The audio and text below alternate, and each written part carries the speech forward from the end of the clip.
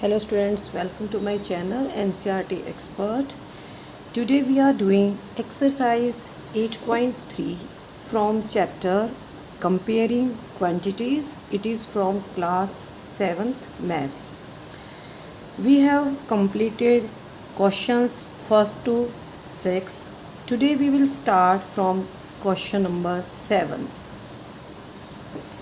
Chalk contains calcium, carbon and oxygen in the ratio 10:3:12. Find the percentage of carbon in chalk. चौक के अंदर तीन चीज़ें होती हैं, कैल्शियम होता है, कार्बन होता है, ऑक्सीजन होता है और इसके अंदर रेशियो होता है 10 पार्ट्स इसके अंदर कैल्शियम होता है, 3 पार्ट्स कार्बन होता है और 12 पार्ट्स ऑक्सीजन होता है.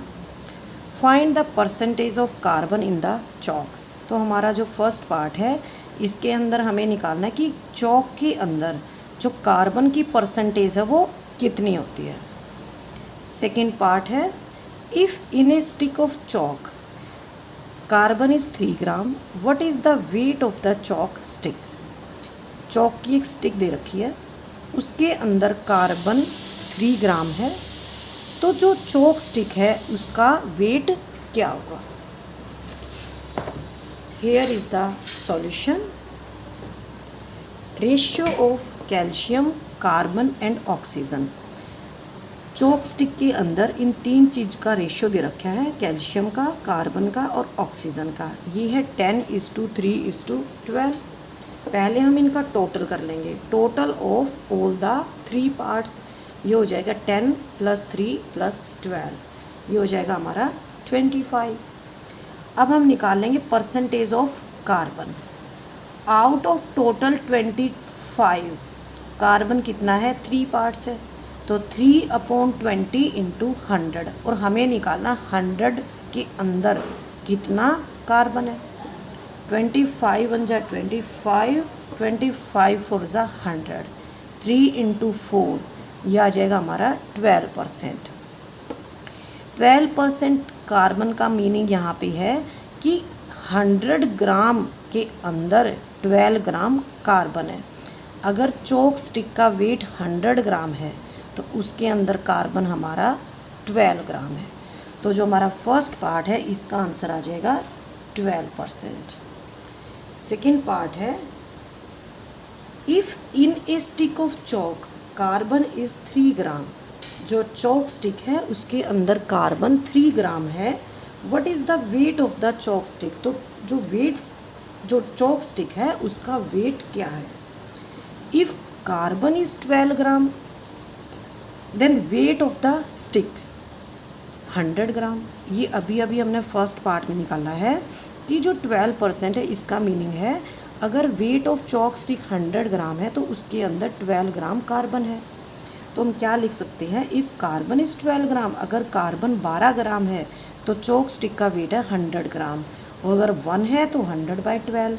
और अगर 3 ग्राम है, क्योंकि हमारा जो क्वेश्चन है उसके अंदर पूछ रखा है कि अगर कार्बन 3 ग्राम है तो चॉक स्टिक का वेट कितना हो जाएगा, 100/12 × 3. अब ये कट जाएगा, 3 × 3, 3 × 4 = 12, 4 × 4 और यहाँ पे आ जाएगा 25. ये आ जाएगा 25 ग्राम. अगर कार्बन 3 ग्राम है तो जो चॉक स्टिक है उसका वेट हमारा हो जाएगा 25 ग्राम.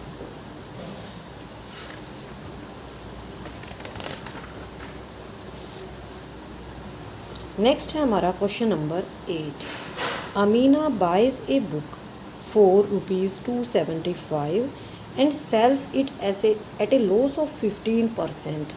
How much does she sell for it? Amina एक किताब खरीदती है. कितने की खरीदती है, 275 रुपये खरीदती है और इसको 15% लॉस पे बेच देती है. How much does she sell for it. तो उसका हमें सेलिंग प्राइस निकालना है. Cost price of a book is ₹275. Cost price दे रखा है बुक का 275 रुपये और लॉस है 15%. हमें निकालना है selling price. Let cost price of the book. हम मान लेते हैं कि हमने बुक 100 रुपये में ख़रीदी है तो सेलिंग प्राइस कितना हो जाएगा, इसमें से हम 15 माइनस कर देंगे क्योंकि 15% का मीनिंग यहाँ पे है कि अगर कोई चीज़ हम 100 रुपये की ख़रीदते हैं तो उस पर 15 रुपये का लॉस होता है। तो सेलिंग प्राइस कितना हो जाएगा, 100 माइनस 15 85 रुपीज़ का हो जाएगा। If cost price of the book is ₹100 then selling price is 85। हमें यहाँ पे कॉस्ट प्राइस दे रखा है और सेलिंग प्राइस हमें निकालना है, तो जो चीज़ हमें निकालनी होती है उसको हम राइट साइड रख लेंगे। तो यहाँ पे मैंने राइट साइड सेलिंग प्राइस रखा है। If cost price of the book is 100 then selling price is 85 क्योंकि लॉस हुआ है। If cost price is ₹1 then selling price 85/100। If cost price is 275, हमें दे रखा है बुक का कॉस्ट प्राइस 275, तो हमें निकालना है सेलिंग प्राइस 85/100 इंटू 275। 5 की टेबल में काट देते हैं इसको, 5 2 ज़ा 10 0, इसको काट देते हैं 5 से, 5 1 ज़ा 5, 5 7 ज़ा 35, अगेन 5 से कट जाएगा 20, 5 4 ज़ा 20, 5 5 ज़ा 25, 5 5 ज़ा 25। अब हम यहाँ पे 17 और 55 की मल्टीप्लाई कर देंगे दोनों को, तो ये आ जाएगा हमारा 935। 935/4 डिवाइड कर देंगे, तो डिवाइड करने के बाद क्या आएगा हमारा 233.75। तो ये क्या आ जाएगा हमारा selling price of book, selling price of book. Now question number 9, find the amount to be paid at the end of 3 years in each case. Principal दे रखा है फर्स्ट पार्ट में ₹1200 और रेट ऑफ इंटरेस्ट दे रखा है 12% per annum. इसके 2 part हैं, पहले हम इसका ए पार्ट करेंगे। प्रिंसिपल दे रखा है 1200 रुपीज़, रेट ऑफ इंटरेस्ट दे रखा है 12% पर एनम, टाइम है 3 years। इंटरेस्ट निकालने का फार्मूला होता है P into R into T. P यहाँ पे प्रिंसिपल है 1200, R यहाँ पे रेट है 12% और T यहाँ पे टाइम है 3 years अपॉन 100। 00 यहाँ है, 00 यहाँ कट जाएंगी, 12 इंटू 12 इंटू 3, ये हो जाएगा 12 इंटू 12 144 और 3 से कर देंगे मल्टीप्लाई, ये आ जाएगा 3432, 432 आ जाएगा रुपीज़ 432 इंटरेस्ट आ जाएगा। अब अमाउंट कैसे निकालते हैं, जो हमारा स्टार्टिंग में प्रिंसिपल था 1200 रुपये और इंटरेस्ट से 432 रुपये, इन दोनों को हम ऐड कर देंगे और ये आ जाएगा हमारा 1632 रुपये अमाउंट आ जाएगा। नेक्स्ट है हमारा बी पार्ट। प्रिंसिपल दे रखा है यहाँ पे 7500 और इंटरेस्ट रेट दे रखे 5% per annum. Here is the solution. Principal is ₹7,500. Rate of interest is 5% per annum. Time is 3 years. Interest निकाल देंगे। इंटरेस्ट का फॉर्मूला होता है principal into rate into time upon 100, cut जाएगा ये और ये आ जाएगा हमारा 75 इंटू 15। इसको मैंने साइड में मल्टीप्लाई कर दिया है और ये आ जाएगा हमारा 1125। ये हमारा आ जाएगा इंटरेस्ट। अब हम निकाल लेंगे अमाउंट। अमाउंट कैसे निकाल लेंगे, प्रिंसिपल के अंदर हम इंटरेस्ट को ऐड कर देंगे। प्रिंसिपल है हमारा 7500 रुपये और इंटरेस्ट आता है हमारा 1125 रुपये, तो अमाउंट कितना आ जाएगा 8625 रुपये। ये हमारा आंसर हो जाएगा। Now question number 10, what rate gives ₹280 as interest on a sum of 56,000 rupees in 2 years। हमें यहाँ पे रेट ऑफ इंटरेस्ट निकालना है। इंटरेस्ट दे रखा है, प्रिंसिपल दे रखा है और टाइम दे रखा है। Now the solution of question number 10 is interest is ₹280, principal is ₹56,000, time is 2 years और हमें निकालना है what is the rate of interest. तो इंटरेस्ट का फार्मूला होता है principal into rate into time upon 100। Interest है हमारा 280, प्रिंसिपल है 56,000, रेट को हम एज इट इज़ लिखेंगे क्योंकि हमें ये फाइंड आउट करना है यहाँ पे, और टाइम है यहाँ पे 2 years अपॉन 100। अब हम इसको क्रॉस मल्टीप्लाई कर लेंगे। आर हमें निकालना है, इसको हम लेफ्ट हैंड साइड रखेंगे। 56,000 into R into 2 is equal to 280 into 100। तो आर की वैल्यू क्या आ जाएगी, यहाँ पे ये जो 56,000 और 2 है यहाँ पे डिवाइड हो जाएंगे क्योंकि यहाँ पे मल्टीप्लाई है। 280 इंटू 100 अपॉन 56,000 इंटू 2, यह आ जाएगा हमारा 1/4%। 1/4% को हम पॉइंट्स में, डेसिमल पॉइंट्स में इस तरह से लिख सकते हैं। इसको हम डिवाइड कर देंगे 1 को 4 से और ये आ जाएगा हमारा 0.25%। आप इनमें से कोई भी लिख सकते हैं, आपके दोनों ही आंसर करेक्ट है।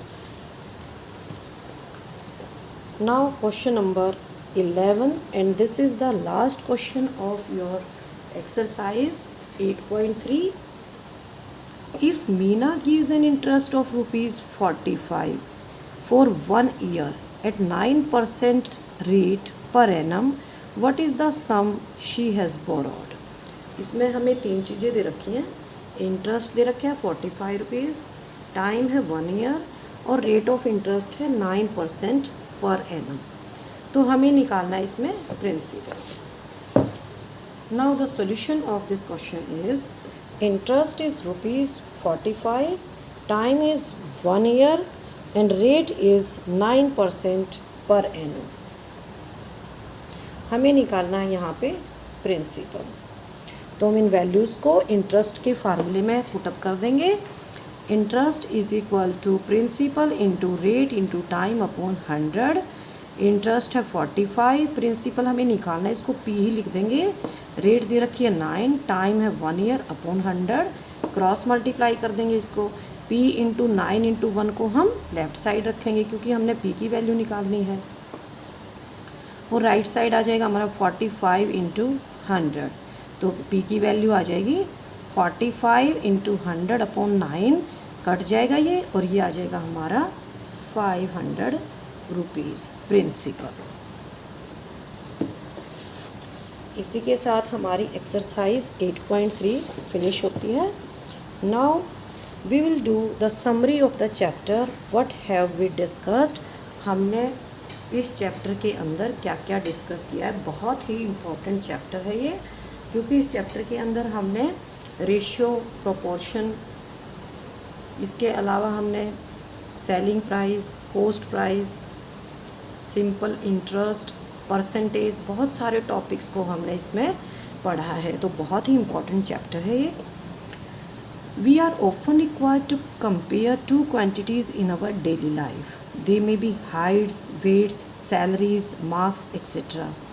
आम जीवन में हम बहुत सारी चीज़ों को कंपेयर करते हैं, जैसे 2 बच्चों की हाइट को कंपेयर करते हैं, वेट को कंपेयर करते हैं, सैलरीज देखते हैं कि भी तुम्हारी कितनी है, उसकी कितनी है, मार्क्स देखते हैं, 2 बच्चों के क्लास के अंदर मार्क्स कंपेयर करते हैं।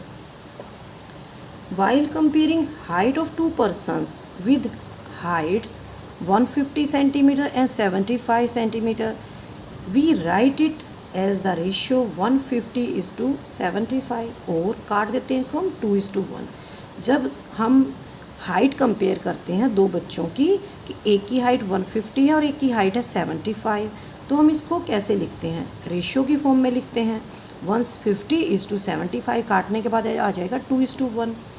Two ratios can be compared by converting them to like fractions। अगर हमें रेशियोज दे रखे हैं तो हम क्या करते हैं, उनको कंपेयर कर सकते हैं। कैसे कंपेयर करेंगे, उनको हम लाइक फ्रैक्शंस में कन्वर्ट कर देंगे। लाइक फ्रैक्शंस कैसी होती हैं, जिनके डिनोमिनेटर सेम होते हैं। जैसे यहाँ पे 1/4 है, 3/4 है, तो क्या है, ये लाइक फ्रैक्शंस है क्योंकि इनके डिनोमिनेटर यहाँ पे सेम है। हम इनको कंपेयर कर सकते हैं, जिसका न्यूमरेटर बड़ा होगा वही बड़ी होगी। तो यहाँ पे 3/4 बड़े है 1/4 से, तो इस तरह से कंपेयर करते हैं। If 2 fractions are equal we say that the 2 ratios are equivalent. अगर दोनों फ्रैक्शंस इक्वल है तो हम क्या कहते हैं, भी दोनों रेशियोज इक्विवेलेंट है। If 2 ratios are equivalent then the 4 quantities are said to be in proportion. अगर दोनों रेशियोज इक्विवेलेंट हैं तो हम क्या कहते हैं, चारों क्वांटिटीज़ क्या हैं, प्रोपोर्शन में हैं। एग्जाम्पल है, जैसे रेशियो दे रखा है 8:2, 16:4, ये इक्विवेलेंट है, क्योंकि ये काटने के बाद क्या आ जाएगा, यहाँ पे 4:1 आ जाएगा और यहाँ पे भी 4:1 आ जाएगा। तो हम क्या कहेंगे, 8, 2, 16 and 4 they are in proportion, ये चारों प्रोपोर्शन में। A way of comparing quantities is percentage. ये तो हमने रेशियोज़ के द्वारा हमने दो क्वांटिटीज़ को कंपेयर किया। एक दूसरा तरीका है क्वांटिटीज़ को कंपेयर करने का, दैट इज़ परसेंटेज। परसेंटेज क्या होती है, ऐसी फ्रैक्शंस जिनके डिनोमिनेटर तो 100 होता है, उनके जो न्यूमिनेटर्स होते हैं वो उनकी परसेंटेज होती है। परसेंट मीन्स पर 100, परसेंट का मतलब होता है पर 100। जैसे 82% मार्क्स हैं तो क्या कहेंगे हम, 100 में से 82 मार्क्स आए हैं। Fractions can be converted to percentage and vice versa. अगर हमें फ्रैक्शन दे रखे जैसे 1/4 है तो हम इसको परसेंट में कन्वर्ट कर सकते हैं, इसको हम 100 से मल्टीप्लाई कर देंगे तो ये हमारी कितनी आ जाएगी, काट देंगे इसको 25% आ जाएगी। और अगर हमें 75% दे रखा है तो इसको हम 75/100 लिख के काट के हम इसको किस में कन्वर्ट कर सकते हैं, फ्रैक्शंस में कन्वर्ट कर सकते हैं। Decimals too can be converted to percentages. Decimals को हम परसेंटेज में कन्वर्ट कर सकते हैं। जैसे डेसिमल दे रखे हमें 0.25, तो हम इसको क्या लिखेंगे, 25/100 × 100 लिख देंगे तो आ जाएगा हमारा 25%। और अगर हमने परसेंटेज को डेसिमल में कन्वर्ट करना है तो 25 को हम क्या करेंगे, 25/100 लिख देंगे और ये आ जाएगा हमारा 0.25 आ जाएगा। Percentages are widely used in our daily life. Percentage का हमारे डेली लाइफ में बहुत ज़्यादा यूज़ है। फर्स्ट पॉइंट है a point, we have learn to find exact number when a certain percent of the total quantity is given. अगर हमें total quantity का कुछ परसेंट दे रखा है तो हम एग्जैक्ट नंबर निकाल सकते हैं। When parts of a quantity are given to us as ratios, we have seen how to convert them to percentages. अगर हमें किसी क्वांटिटी के पार्ट्स दे रखे हैं रेशियो की फॉर्म में, जैसे हमने इडली का और राइस का किया था, तो हम ये बता सकते हैं कि उसके अंदर उस चीज़ के अंदर कितनी परसेंटेज के अंदर वो राइस है और कितनी परसेंटेज के अंदर दाल है। The increase or decrease in a certain quantity can be express as percentage. अगर किसी क्वांटिटी के अंदर इंक्रीज़ आता है, किसी क्वांटिटी के अंदर डिक्रीज़ आता है तो उसको हम परसेंटेज में भी कन्वर्ट कर सकते हैं। जैसे पॉपुलेशन बढ़ती है, किसी आइटम का प्राइस घटता है तो जो डिक्रीज़ या इंक्रीज़ होता है उसको हम परसेंटेज में एक्सप्रेस कर सकते हैं। प्रॉफिट और loss incurred in a certain transaction can be expressed in term of percentage. किसी भी ट्रांजेक्शन में कोई लॉस होता है या प्रॉफिट होता है तो उसको भी हम परसेंटेज में कन्वर्ट कर सकते हैं। While computing interest on an amount borrowed, the rate of interest is given in terms of percent. जब हम कोई अमाउंट बोरो करते हैं, उधार लेते हैं, तो उसके ऊपर जो इंटरेस्ट लगाते हैं तो जो रेट ऑफ इंटरेस्ट होता है वो भी परसेंट के अंदर होता है। जैसे कि ₹800 बोरो करते हैं आप 3 ईयर्स के लिए, तो उसके ऊपर जो इंटरेस्ट होता है वो भी 12% पर एनम है, वो भी परसेंट में ही होता है। इसी के साथ ही आप चैप्टर फिनिश होता है और नेक्स्ट टाइम मैं आपको नया चैप्टर शुरू कराऊंगी, चैप्टर नंबर 9 रैशनल नंबर्स। आपको वीडियो कैसी लगी? अगर अच्छी लगी है तो लाइक करें और मेरे चैनल को ज़्यादा से ज़्यादा सब्सक्राइब करें। थैंक यू बच्चों।